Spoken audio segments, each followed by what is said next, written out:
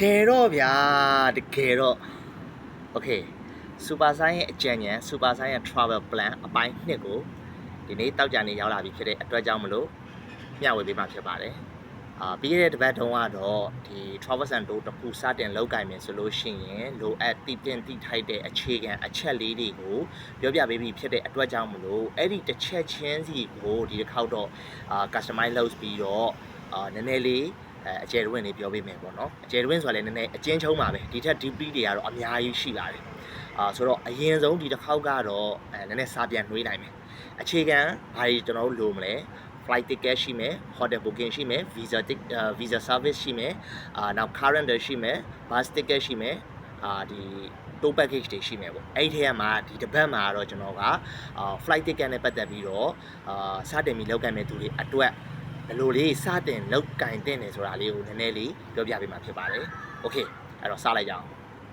flight ticket မှာဆိုလို့ရှိရင်အကြမ်းမြင့်ကျွန်တော်တို့နှစ်ပိုင်းရှိမယ်တခုကတော့ကျွန်တော်တို့domestic flight ရှိမယ် international flight ရှိမယ်ပေါ့ okay ဟုတ်ပြီအဲ့တော့ domestic flight ကတော့အရင်တော့မခက်ခဲဘူးသူ့အနေနဲ့ domestic flight မှာနှစ်ပိုင်းသွားလို့ရတာရှိမယ်တခုကတော့ airline မှာ direct ကျွန်တော်တို့deposit သွားတင်ပြီးတော့အကောင့်ကနေပြီးတော့ direct ရောင်းချတဲ့ပုံစံမျိုးနဲ့ကျွန်တော်တို့သွားလို့ရမယ်နောက်တစ်ခုကတော့ကျွန်တော်တို့ကဒီ travel center အကြီးတွေမှာပေါ့နော် sub agent အနေနဲ့သတ်မှတ်ထားတဲ့ deposit သွင်းပြီးတော့ကျွန်တော်တို့ ticket တွေticket တော့ထုတ်လို့တော့မရဘူး sub agent ယူလို့ရှင် booking အထိတော့တင်လို့ရမယ်domestic flight ကတော့ရှင်းတယ် airline ၄ခုပဲရှိတယ်MAI ရှိမယ် MNA ရှိမယ်နောက် Air Thailand ရှိမယ်နိုင်ရတနာပေါ့ airline ရှိမယ်ဆိုတော့sub agent တွင်းလိုက်ပြီးသွားပြီဆိုလို့ရှိရင်တော့ကျွန်တော်တို့ကဒီသက်ဆိုင်ရာ account တွေကိုရရှိမှာဖြစ်ပြီးတော့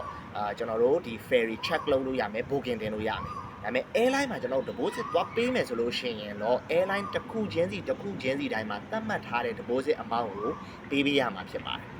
okay ဒါဆိုလို့ရှိရင်တော့ဒါပြည်တွင်း flight နဲ့ပတ်သက်ပြီးတော့ဒီနေ့အတွက်ကို sharing လုပ်ပေးလိုက်တာပေါ့နော်ဆိုတော့ကျွန်တော်တို့ဒီအပိုင်းကိုကတပတ်မှာ3ရက်တောက်ကြစနေတနင်္ဂနွေည7:00နာရီတိုင်းမှာကျွန်တော်ကတင် page မှာတင်ပေးမှာပေါ့နော်အခုလက်ရှိရိုက်နေရတော့ညနေပိုင်းလေးမှာဖြစ်နေရတယ်okay အားကြောင့်မလို့ဒီနေ့မှာကတော့ဒီနေ့တောက်ကြနေအတွက်မှာကတော့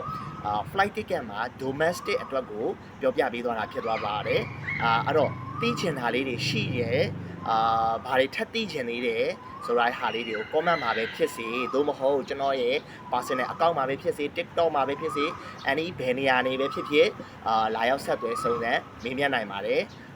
ကျွန်တော် Travel and လုပ်တဲ့14နှစ်ကျော်15နှစ်ဝန်းကျင်ရှိခဲ့တဲ့ရခဲ့တဲ့အတွေ့အကြုံ experience တွေကိုသင်ကြားခဲ့ရတဲ့စာသားတွေနဲ့ပေါင်းဆက်ပြီးတော့လက်ရှိမှာ travel center လောက်ကင်မဲ့သူတွေအတွက်အဓိကလူငယ်တွေအတွက်ကိုရည်ရွယ်ပြီးတော့ဒီ sharing လေးကိုလုပ်ပေးလိုက်ရခြင်းဖြစ်ပါတယ်အဲ့တော့ဒီနေ့မှာတော့ဒီဗီဒီယိုလေးကိုဒီညမှာပဲအဆုံးသတ်ခွင့်ပြုပါအားလုံးပဲမင်္ဂလာညချမ်းလေးဖြစ်ပါစေတကယ်တော့ဗျာတကယ်တော့